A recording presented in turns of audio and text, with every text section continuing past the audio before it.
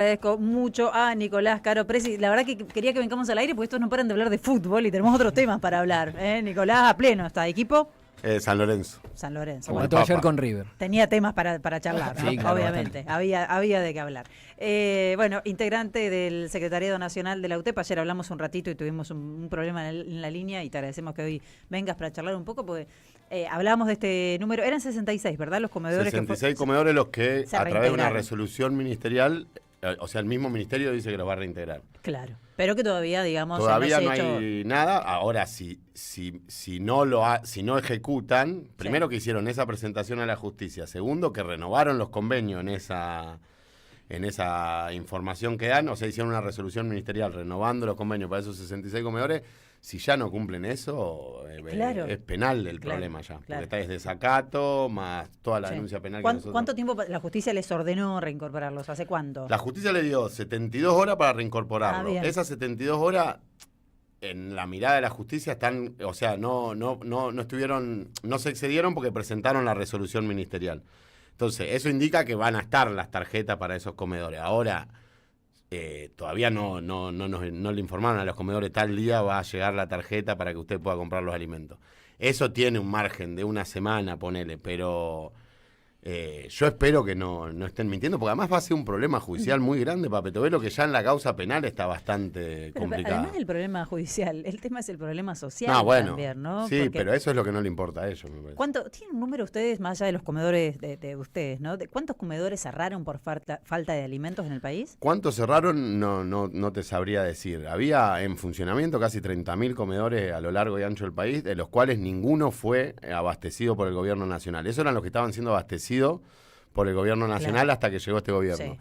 Después lo que empezó a pasar, por ejemplo, en nuestro caso, nosotros hicimos una colecta a través de una página que de paso el chivo, que es www.infanciasmte.ar, donde ahí la gente se puede suscribir y abonar un monto de donación mensual o una única vez.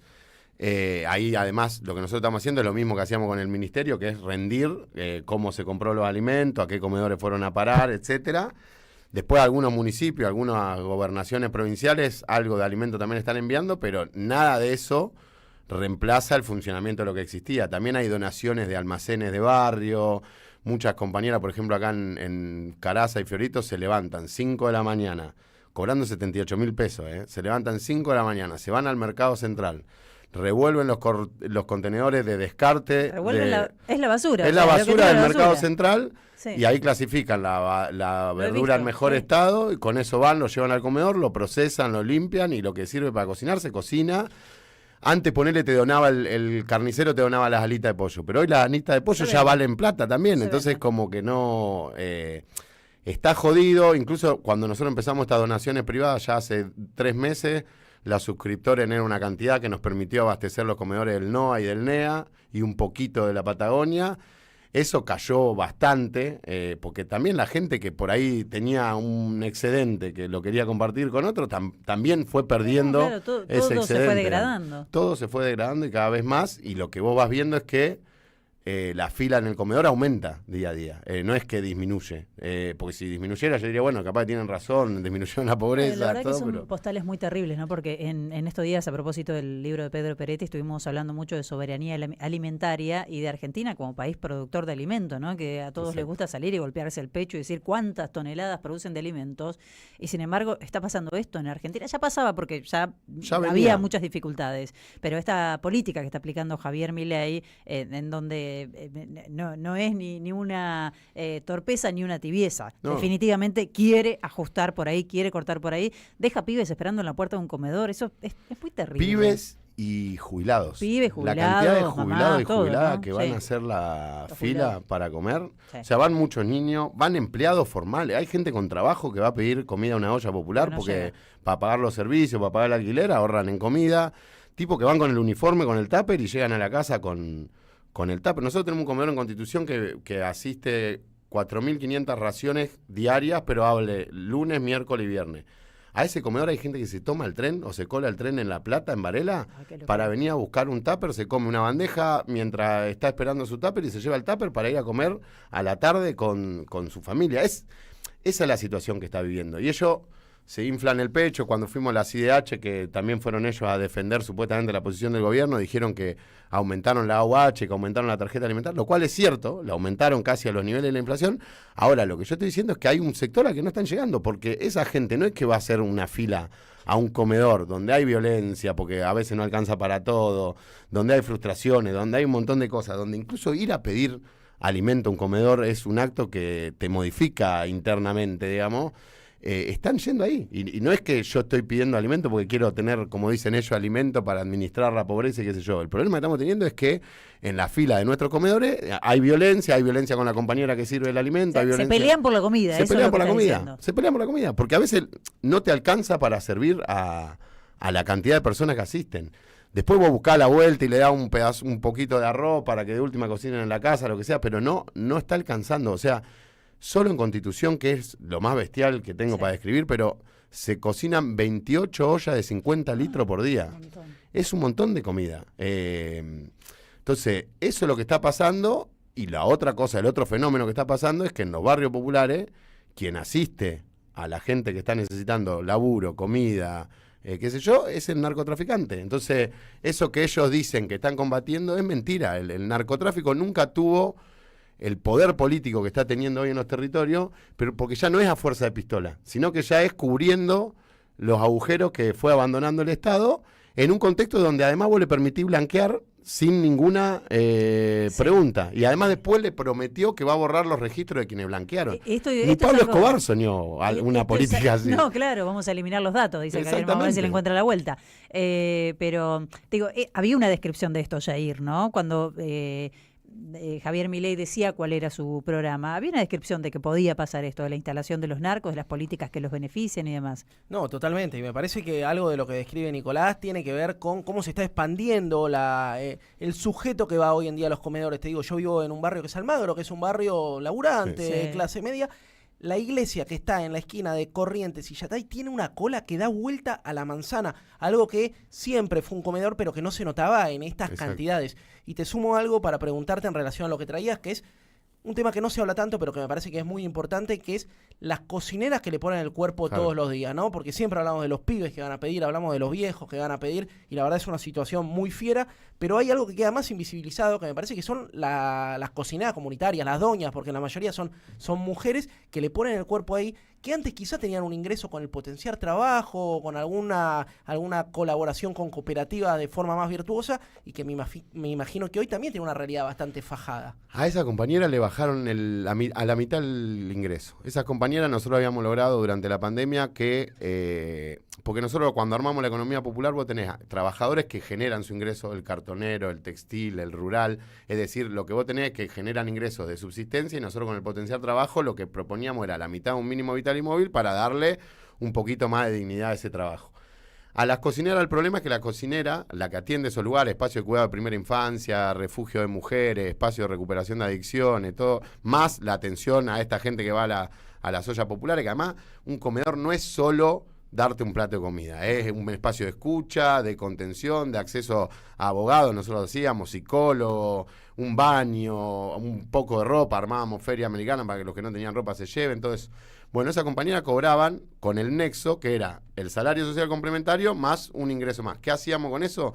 Esa igualaba el ingreso del salario mínimo vital y móvil, que hoy igual el mínimo vital y móvil estaba en la línea de indigencia. Que no haces nada con 290.000 pesos. Pero este gobierno, en el mes de abril de este año, decidió quitarle la mitad.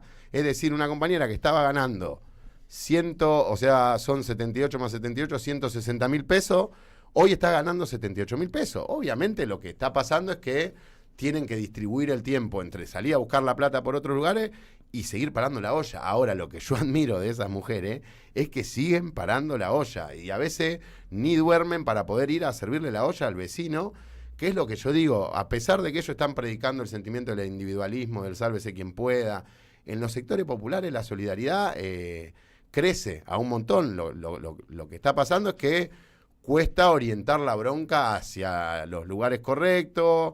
Hay un discurso, esa batalla cultural que digo que están haciendo, que es, si vos estás en estas condiciones porque merecés estar en ese lugar, que es la discusión, o sea, el impacto psicológico de lo que están haciendo ellos en estas poblaciones, donde además ¿Cómo le convertís hoy a un narcotraficante que en Avellaneda, en cualquier lugar de conurbano, en cualquier lugar del país, le está pagando 50.000 pesos al pibe al día por salir a vender la bolsa de falopa y además le regala 4 o 5 bolsas de falopa?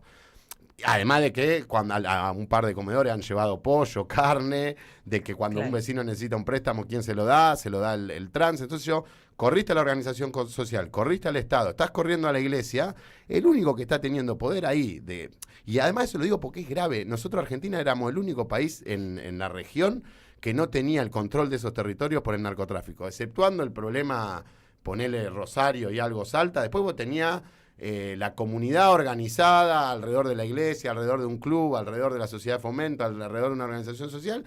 Eso lo destruyeron a propósito, porque ellos quieren destruir cualquier núcleo de organización popular. Cualquier cosa que sirva para confrontar con un proyecto hambreador individualista, ellos lo quieren destruir. Empezaron con las organizaciones sociales, siguieron con los sindicatos, siguieron con las universidades, siguieron con el periodismo. Hoy hasta la UIA está puteando a este gobierno. Entonces, ellos están descomponiendo una sociedad y lo que está pasando es que ahora de golpe nos parecemos más a Brasil, nos parecemos más a Colombia, nos parecemos más a Bolivia, nos parecemos más a Perú, en términos de que el control de los márgenes, de las periferias, de los sectores donde viven los excluidos, el control lo está teniendo las fuerzas paramilitares, que son el narcotráfico, con complicidad con este gobierno, porque ellos viven festejando que bajó los crímenes en Rosario, qué sé yo, y no bajaron los crímenes porque ellos hayan apretado a los cabecillas, qué sé yo, los crímenes bajaron porque el negocio está asegurado, porque pueden cargar tranquilamente en los puertos y despacharla para Europa. Ahora anunciaron que una empresa privada va a garantizar vuelos de Rosario a Bogotá directo. Explícame. Había necesidad. Una ruta muy buscada, ¿no? Y además todos los días. Había demanda, además, el mercado manda. El mercado demanda. Entonces lo que digo es eso, cuando vos dejás que el mercado ordene, el mercado es una picadora de carne cruel, mafiosa y etcétera. La verdad que Patricia Bullrich combatiendo el narcotráfico, si es tan eficiente como lo es para encontrar a los que hicieron un videíto que está ofreciendo 10 millones para quien pueda ofrecer algún dato, bueno, ¿no? O la investigación que hicieron para supuestamente...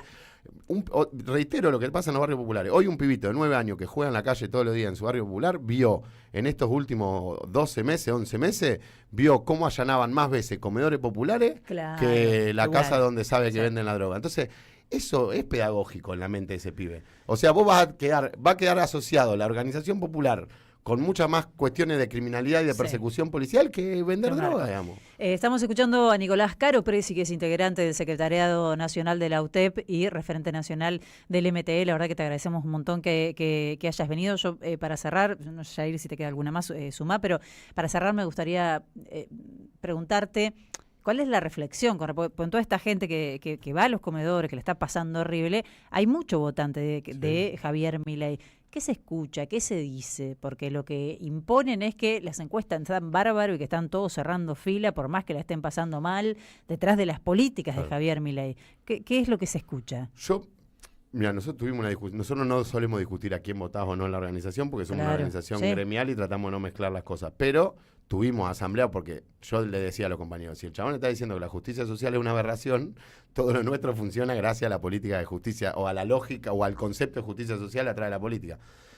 Muchos votaron, hoy lo quieren cagar a patadas, si pudieran, perdón la palabra, pero también lo que pasó es que hay un descreimiento en que la política soluciona los problemas. En eso hay un espíritu 2001, no tanto de ir a confrontar y pelearse, sino en la lógica de que los políticos son toda la misma mierda, todos nos mienten por igual. Muchos depositaron confianza en este tipo que dijo, la política va a pagar la joda y la gente bien va a vivir bien, la gente bien tiene que laburar 12, 15 horas por día y no le alcanza.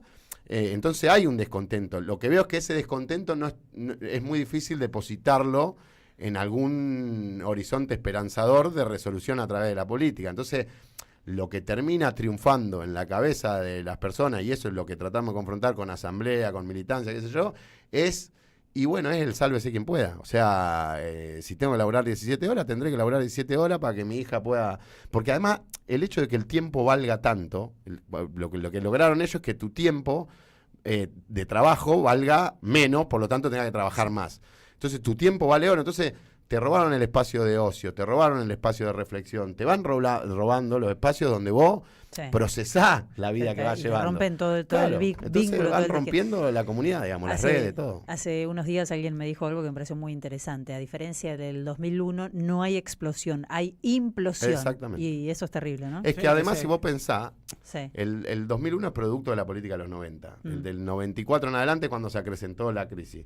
Fueron 7 años hasta que... Entonces, ahora empieza un proceso de degradación social, que por eso yo insisto en movilizaciones como la de hoy, qué sé yo, y ojalá cada vez seamos más, porque si no, cuando es como el cuento de la rana en la olla que la pone en el fuego y empieza fría y cuando quiere saltar ya está hirviendo y no le queda otra. Bueno, esa es la situación que está viviendo el país.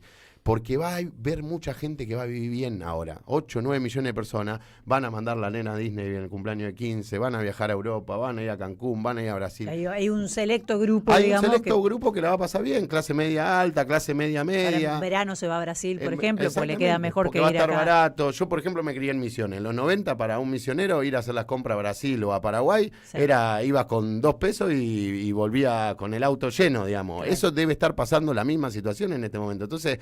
existen todos esos alicientes, esa como anestesia que hace que el proceso de saltar antes que el agua hierva se retrase cada vez más, digamos. Puedo, no la vas a poder responder en 2 minutos, pero es una caja de Pandora que quiero abrir y me parece interesante.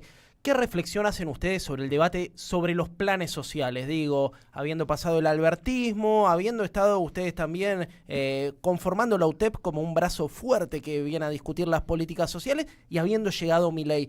No le voy a rogar a los planes sociales que haya llegado Milei, pero sin duda se armó un debate, sobre todo en los sectores populares, sobre quién los recibe, quién no, las intermediaciones, las no intermediaciones. Digo, acá somos la Radio de las Madres, claro, defendemos el rol de las organizaciones libres del pueblo, pero ¿qué balance hacen ustedes sobre cómo se aplicaron y hacia dónde tendría que ir esa política? Mira, yo creo que el problema esencial fue la aplicación. Nosotros con el último año del gobierno de Alberto marchamos mucho por la especie de salario universal o que haya alguna política de esa característica.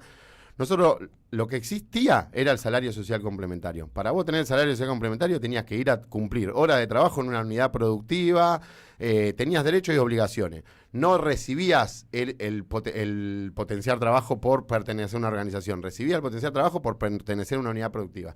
Lo que terminó pasando, pandemia de por medio y después política de movilización de algunos sectores, es que terminaron utilizando una política de empleo y de trabajo, que era de mejorar la dignidad de esos trabajadores, en una política de contención y transferencia de ingresos. Entonces creció demasiado el padrón, no asociado a una política productiva, sino asociado más a una política de contención.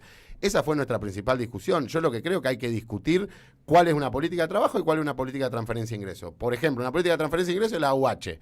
Bueno, si hay que ver cómo afectás a los sectores entre los 17 y 30 años, que hoy es un sector que te cuesta abordar con una política que no sea de trabajo, bueno, pensemos en un salario universal o algo, porque lo que yo admito es que si hay 4,5 millones de personas que tienen que resolverse la vida como pueden, buscándose el mango como pueden, no vamos a poder organizar las organizaciones populares a 4,5 millones de personas en el trabajo. Entonces, que esa hay que garantizarle un ingreso. Yo creo que ahí hay un problema que vos fuiste generando la crema de la crema en los territorios de exclusión, y después para mí hay un problema que el gobierno anterior terminó el último año culpando a los planes sociales. Nosotros habíamos arrancado pidiendo que auditen la deuda externa y que levanten el secreto fiscal de los que habían fugado guita durante el gobierno de Macri porque no íbamos a pagar nosotros esa deuda, y dijeron no. El secreto fiscal es un derecho sagrado de los argentinos. El último año del gobierno de Alberto, a mis compañeros le revisaron en qué gastaron cada peso, los 78.000 míseros pesos, se lo revisaron y decían que viajaban al exterior en yate. Sí. Si vos haces toda una campaña de eso, le pones una alfombra roja al gobierno